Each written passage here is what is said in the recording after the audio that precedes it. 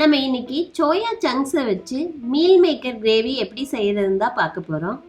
Ultimate டேஸ்ட்டில் meal maker gravy எப்படி செய்யறதுன்னு பார்க்கலாம். வீடியோக்குள்ளே போகிறதுக்கு முன்னாடி எங்கள் சேனலை சப்ஸ்கிரைப் பண்ணி ஷேர் பண்ணுங்கள். இமீடியட்டாக அப்டேட் வேணும்னா பக்கத்தில் இருக்கிற பெல் பட்டனில் ஆல்ங்கிற ஆப்ஷனை மறக்காமல் கிளிக் பண்ணுங்கள். வாங்க வீடியோக்குள்ளே போகலாம். Welcome to food to Indian. இப்போ மீல் மேக்கர் கிரேவி பண்ணுறதுக்கு முன்னாடி சோயா சங்க்ஸை சுடுதண்ணியில் போட்டு வேக வச்சு எடுத்து வச்சுக்க போகிறோம். அதுக்கு அடுப்பை ஆன் பண்ணி பாத்திரம் வச்சுக்கோங்க. சோயா வேகிறதுக்கு தேவையான அளவு வாட்டர் ஆட் பண்ணிக்கோங்க. நான் 1 லிட்டர் தண்ணியை ஊற்றிருக்கேன். தண்ணி நல்லா கொதிச்ச பிறகு 500 கிராம் அளவில் சோயா சங்க்ஸை சேர்த்துக்கோங்க. இப்போ ஹை ஃப்ளேமில் வச்சு 2 மினிட்ஸ் பாயில் பண்ணுங்கள். கொஞ்சமாக உப்பு ஆட் பண்ணிக்கோங்க. இதை கிரேவி மாதிரி செஞ்சால் சப்பாத்தி பூரிக்கெல்லாம் சைட் டிஷ்ஷாக சாப்பிட்லாம். கிரேவி மாதிரி இல்லாமல் கொஞ்சம் லிக்விடாக செஞ்சால் ஒயிட் ரைஸ்க்கு கூட ரொம்ப சூப்பராக இருக்கும். நான் மீடியம் சைஸ் சோயா யூஸ் பண்ணியிருக்கேன். இதை விட சின்ன சைஸ் கூட கிடைக்குது. நீங்கள் அதை கூட யூஸ் பண்ணிக்கலாம், உங்கள் விருப்பம்தான். 2 மினிட்ஸ் ஆயிடுச்சு, நல்லா கொதிச்சிருச்சு. இப்போ ஸ்டவ்வை ஆஃப் பண்ணிக்கோங்க. இன்னொரு பாத்திரத்தில் வடிகட்டி வச்சு வடித்து எடுத்துக்கோங்க. வடித்து எடுத்ததை ஒரு பாத்திரத்தில் போட்டு நார்மல் வாட்டர் ஊற்றி ஒரு தடவை நல்லா வாஷ் பண்ணிக்கோங்க. இந்த ஸ்டேஜில் சோயா சங்க்ஸ் லைட்டாக ஆறின பிறகு கை பொறுக்கிற சூட்டுக்கு வந்த பிறகு இதில் இருக்கிற தண்ணியெல்லாம் நல்லா பிழிஞ்சிட்டு சோயாவை மட்டும் தனியாக எடுத்து வச்சுக்கோங்க. இதே மாதிரி பேலன்ஸ் இருக்கிற எல்லா சோயா சங்க்ஸையும் பிழிஞ்சு தனியாக பாத்திரத்தில் எடுத்து வச்சுக்கோங்க. சோயாவில் அதிகமான புரோட்டீன் இருக்குது. நான்வெஜ் சாப்பிடாதவங்க புரோட்டீனுக்காக சோயா எடுத்துக்கலாம். சிம்பிளாகவும் இருக்கும், குயிக்காகவும் செய்ய முடியும். தண்ணி கொஞ்சம் கூட இருக்கக்கூடாது. இப்போ கிரேவி எப்படி செய்யறதுன்னு பார்க்கலாம். உங்களுக்கு வேணும்னா 2 டேபிள் ஸ்பூன் ஆயில் விட்டு 1/2 டீஸ்பூன் சில்லி பவுடர் ஆட் பண்ணி பிழிஞ்ச சோயாவை 2 மினிட்ஸ் வதக்கி எடுத்துக்கோங்க. நான் இன்னைக்கு ஃப்ரை பண்ணாமல் அப்படியே பிழிஞ்ச சோயாவை போட்டு தான் செய்கிறேன். அடுப்பு ஆன் பண்ணி வடக்கல் வச்சுக்கோங்க. சூடானதுக்கப்புறம் 2 டேபிள் ஸ்பூன் ஆயில் விட்டுக்கோங்க.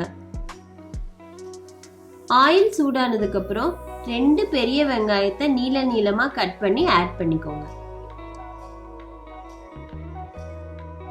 பட்டை 1 சேர்த்துக்கோங்க. கிராம்பு 2 ஆட் பண்ணிக்கோங்க. ஏலக்காய் 2 போட்டுக்கோங்க. நல்லா வதக்கி விடுங்க. இதில் சால்ட் 1/2 டீஸ்பூன் ஆட் பண்ணிக்கோங்க. வீட்டில் திடீர்னு கெஸ்ட்டு வந்தாங்கன்னாவோ இல்லை காய்கறி இல்லைனாவோ இமீடியட்டாக சோயா இருந்தால் போதும், இந்த ரெசிபியை செஞ்சிடலாம். அதுக்கிடையில் இஞ்சி 1 துண்டு பொடியாக கட் பண்ணினது, பூண்டு 10 பல், வரமிளகாய் 2 எடுத்துக்கோங்க. இது எல்லாத்தையும் மிக்ஸி ஜாரில் போட்டு அரைச்சிக்கோங்க. நான்வெஜ் சாப்பிடாத மாதத்தில் நான்வெஜ் டேஸ்ட்டில் இந்த சோயாவை செஞ்சு சாப்பிடலாம். நல்லா மிக்ஸ் பண்ணி விடுங்க. வெங்காயம் வதங்கட்டும், நல்லா ப்ரௌன் ஆகணும். அரைச்சதை ஆட் பண்ணிக்கோங்க. நல்லா 2 மினிட்ஸ் வதக்குங்க. வதங்கின பிறகு மஞ்சத்தூள் 1/4 டீஸ்பூன் ஆட் பண்ணிக்கோங்க. கொத்தமல்லி பவுடர் 1 டீஸ்பூன் சேர்த்துக்கோங்க. சீரகத்தூள் 1/4 டீஸ்பூன் போட்டுக்கோங்க. பெப்பர் பொடி 1/4 டீஸ்பூன் ஆட் பண்ணிக்கோங்க.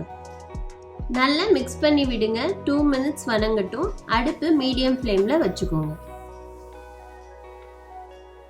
அதுக்குள்ள 2 தக்காளி பொடியாக கட் பண்ணி மிக்ஸி ஜாரில் போட்டு அரைச்சி எடுத்துக்கோங்க. மசாலா பொருள் எல்லாம் நல்லா வதங்கிருச்சு. அரைச்ச தக்காளி பேஸ்ட்டை இதில் இப்போ ஆட் பண்ணிக்கோங்க. 1/4 டீஸ்பூன் மிளகாய்த்தூள் ஆட் பண்ணிக்கோங்க. நல்லா மிக்ஸ் பண்ணி விடுங்க. 1 மினிட் விட்டுடுங்க. நல்லா வதங்கிருச்சு. ஏற்கனவே பிழிஞ்சு வச்ச சோயா சங்க்ஸை இப்போ ஆட் பண்ணி நல்லா மிக்ஸ் பண்ணி விடுங்க. நான்வெஜ் எடுத்துக்கிறவங்களுக்கு தேவையான ப்ரோட்டீனை எக்கு, ஃபிஷ்ஷு, மட்டனில் இருந்து கிடைக்குது. ஆனால் வெஜிடேரியன் சாப்பிட்றவங்க ப்ரோட்டீனை தேடி தேடி சாப்பிட வேண்டியதாக இருக்குது. அதுக்கு நம்ம சோயாவை சேர்த்துக்கிட்டாவே போதும். மசாலாவோட சோயா சங்க்ஸ் நல்லா மிக்ஸ் ஆகணும். 1/4 டம்ளர் தண்ணியை மிக்ஸி ஜாரை கழுவி ஊற்றிக்கோங்க. அடுப்பை மீடியம் ஃப்ளேமில் வச்சுக்கோங்க. உங்களுக்கு எந்த மாதிரி கிரேவி வேணுமோ அது போல் ட்ரை பண்ணிக்கோங்க. நல்லா ட்ரை பண்ணணுன்னா இன்னும் கொஞ்சம் நேரம் விட்டுக்கோங்க. எனக்கு செமி கிரேவி மாதிரி வேணுங்கிறதுனால இந்த ஸ்டேஜில் அடுப்பை ஆஃப் பண்ணிக்கிறேன். மீல் மேக்கர் கிரேவி ரெடி ஆயிருச்சு. சர்வ் பண்ண பிளேட்டுக்கு ட்ரான்ஸ்ஃபர் பண்ணிக்கலாம். ஃபைனலாக மேலே கொத்தமல்லி தலையை தூவிக்கோங்க. நல்ல ப்ரோட்டீன் ரிச்சான கிரேவி. நான்வெஜ்ஜில் இருக்கிற ப்ரோட்டீன் வெஜிடேரியனில் கிடைக்குதுன்னா அது சோயா சங்க்கு தான். கலர்ஃபுல்லாக சூப்பரான டேஸ்ட்டில் 10 மினிட்ஸில் ரெடி ஆயிருச்சு. நீங்களும் இதே மெத்தடில் ட்ரை பண்ணி பாருங்கள். வாரத்தில் ஒரு தடவையாவது சேர்த்துக்கோங்க.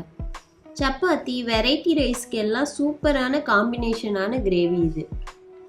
சோயா சாப்பிடும்போது ரொம்ப நேரம் பசி எடுக்காது. அதனால குழந்தைகளுக்கு ஸ்நாக்ஸ் சாப்பிடணும்னு தோணாது. சோயா சேர்த்துக்கிறதுனால ஹேர் நல்லா ஸ்ட்ராங்காக வளரும், ஸ்கின்னும் நல்லா க்ளோ ஆகும். சோயா கொலஸ்ட்ரால் லெவலை குறைக்க உதவுது.